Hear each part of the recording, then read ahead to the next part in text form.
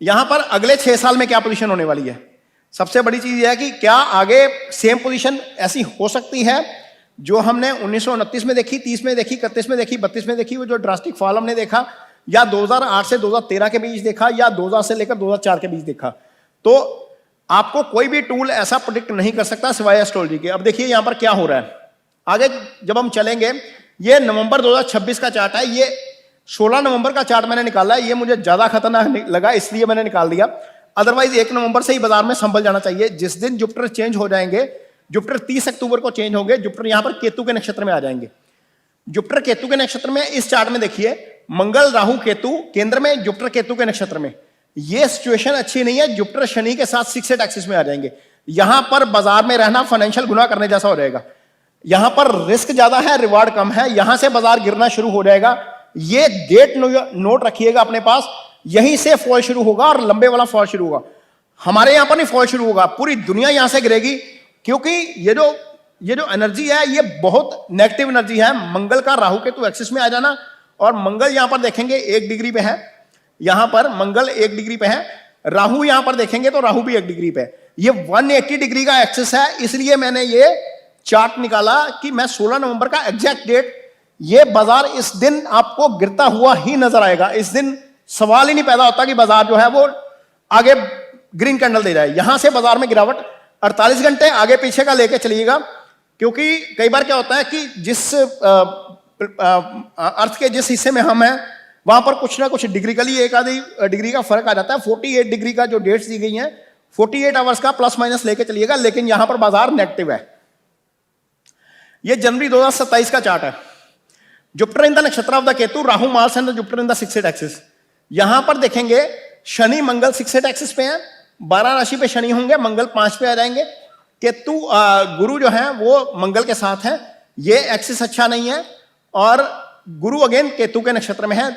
यहां पर आप देखेंगे कि बाजार जो है वो गिरता हुआ नजर आएगा। नवंबर 2026 से शुरू हुआ, 27 में भी यही सीन है, आगे 28 में जाएंगे। ये अप्रैल 2028 का चार्ट है।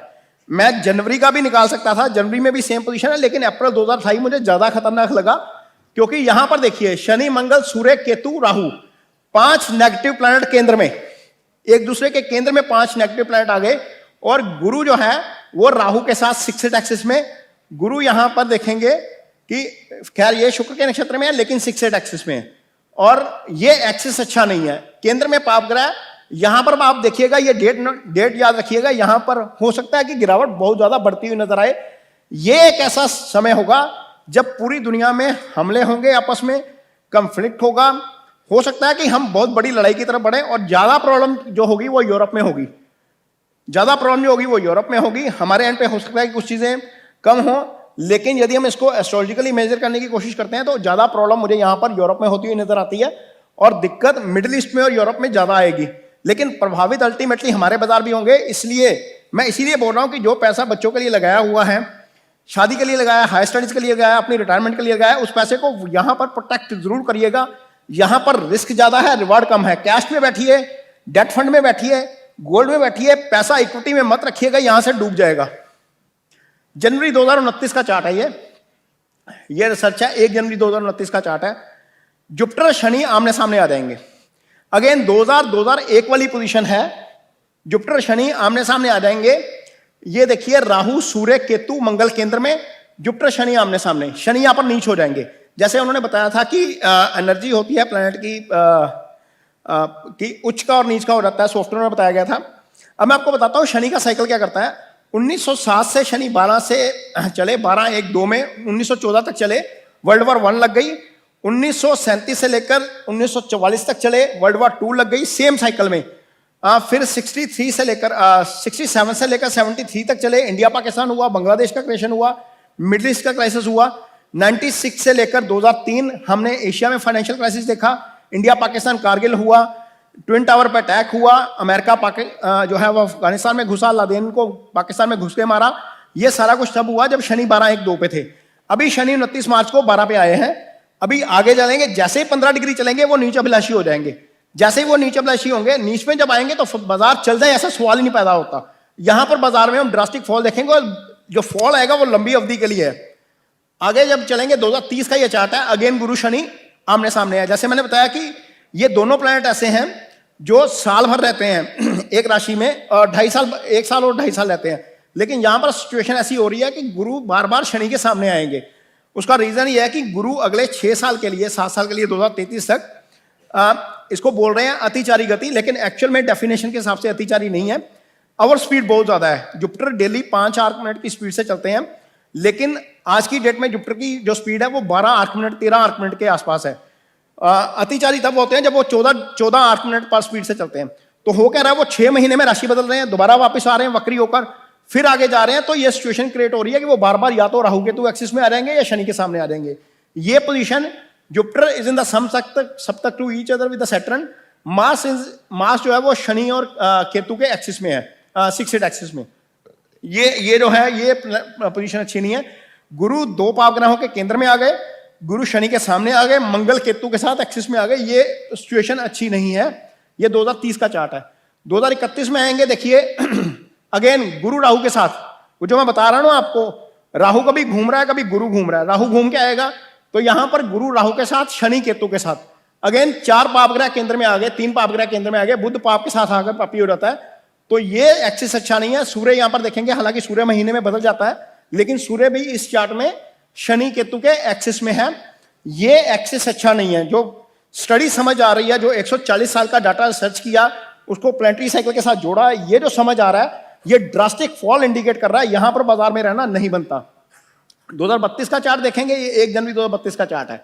यहां पर फिर देखिए गुरु सूर्य के साथ है, शनि के साथ 6 एक्सिस में है। ये एक्सिस अच्छा नहीं है, ये बहुत गड़बड़ कर सकता है यहां पर। और गुरु जो है, शनि जो है वो राहु के साथ भी 6 एक्सिस में। आप देखेंगे गुरु शनि के साथ एक्सिस में है, राहु भी शनि के साथ एक्सिस में है। ये एक्सिस अच्छा नहीं है। गुरु यहां पर पीड़ित भी है और गुरु यहां पर अच्छी स्थिति में नहीं है। तो ये आने वाले समय का थोड़ा सा व्यू लगता है। अब आने वाले 2 महीने में जो है वो क्या होने जा रहा है, मुझे लग रहा है कि आने वाले 2 महीने में भी बाजार एक बार थोड़ा सा डिक्लाइन जरूर दिखाएगा, खासतौर पर नवंबर दिसंबर में। नवंबर का यदि हम चार्ट निकालते हैं तो नवंबर का चार्ट अच्छा नहीं है। पिछले साल जो सिनेरियो बना था प्लैनेटरी पोजीशन का, आप 20 अक्टूबर का चार्ट निकालिए 2024 का, और 20 अक्टूबर 2025 का चार्ट निकालते हैं तो सारे ग्रह 6 एक्सिस पे आ रहे हैं। सेम चार्ट बन रहा है, सारे ग्रह 6 एक्सिस पे हैं। 20 अक्टूबर के बाद मुझे लग रहा है कि बाजार में करेक्शन आएगा। हो सकता है वो करेक्शन 2% का हो, 3% का हो, लेकिन बाजार पॉजिटिव नहीं है। बाजार में बहुत बड़ी रैली नजर नहीं आती। ऐसा एक इंडिकेशन मिल रहा है कि वो ट्रेड डील हमारी हो सकती है। पीयूष गोयल जी बार बार बोल रहे हैं नवंबर में हो जाएगी, लेकिन मुझे लग रहा है कि वहां पर भी चीजें एक्सटेंड होंगी। इतनी हमारी कोशिश के बावजूद ट्रंप साहब ने फार्मा के ऊपर टैरिफ का अनाउंसमेंट कर दिया, तो बहुत कुछ ये लगे हुए हैं ट्रेड डील करने में। आज मैं जब यहाँ पर बैठा था, इकोनॉमिक्स टाइम पढ़ रहा था कि जो हमारा मेज है, मेज के ऊपर कोई ना कोई बातचीत चल रही है, टेबल के ऊपर लेके आएंगे, उनका मेज हम इंपोर्ट करेंगे, इसको एथेनॉल में हम यूज करेंगे। तो बातें हमारे एंड से भी चल रही हैं, लेकिन नवंबर में जो बात चल रही है कि नवंबर में ट्रेड डील हो जाएगी, उसका इंपैक्ट मार्केट के ऊपर आएगा, मुझे लगता है कि ऐसा अभी नहीं होने जा रहा। प्लैनेटरी पोजीशन इस तरह की इस चीज को इंडिकेट अभी फिलहाल नहीं कर रहा। तो यदि प्लैनेटरी पोजीशन इंडिकेट कर रही है कि फॉल है, XYZ के रीजन के कारण फॉल हो सकता है, 4 या 5% का या 6% का फॉल, इससे ज्यादा भी हो सकता है। पिछली बार हमने 17% का फॉल देखा था अक्टूबर से लेकर फरवरी के बीच में। तो आप नवंबर दिसंबर के लिए बहुत ज्यादा हैवी पोजीशन में मत बैठिए, कैश रखिए। आपको जनवरी में मिड में या जनवरी के लास्ट में आपको मौका मिलेगा बाजार में, तब एंटर करिएगा। फिर जून तक मुझे बाजार ठीक लगता है, उसके बाद मुझे बाजार ठीक नहीं लगता। फिर नवंबर वाला तो सीन मैंने आपको बता ही दिया। तो ये एक रिसर्च करने की कोशिश की है सिर्फ और सिर्फ इस साइकिल पे, क्योंकि हमारे पास टाइम कम था यहाँ पर प्रेजेंटेशन के लिए, इसलिए मैं डाउट के आपको वो चार्ट नहीं दिखा पाया। ये एक्चुअल में 55 पेज की प्रेजेंटेशन थी, जिसको हमने थोड़ा सा समअप करके 23 पेज पे लेके आए हैं। तो उसमें सेक्टोरियल था, गोल्ड था, सिल्वर था। गोल्ड में आपको वैसे वर्बली बता रहा हूँ। सिल्वर के आप मेरे वीडियो देखेंगे, 31 मई को मैंने एक वीडियो डाला था अपने पेज के ऊपर, जिसमें मैंने बताया था कि सिल्वर में रैली शुरू होने वाली है। यहाँ पर सिल्वर में आपको पोजीशन बनानी चाहिए। एक सज्जन आए थे यहाँ पर, वो बता रहे थे कि सिल्वर पे पोजीशन उन्होंने बनाई थी, बहुत अच्छा उनको प्रॉफिट हुआ है। मेरे बहुत सारे व्यूअर्स हैं जो देखते हैं लगातार, मैं लाइव भी आता हूँ अपने पेज के ऊपर। तो कोशिश करते हैं गाइड करने की अपनी तरफ से, रिसर्च की है, और ये रिसर्च छुपाने के लिए ना, रिसर्च बताने के लिए सबको, ताकि सबका पैसा बच सके।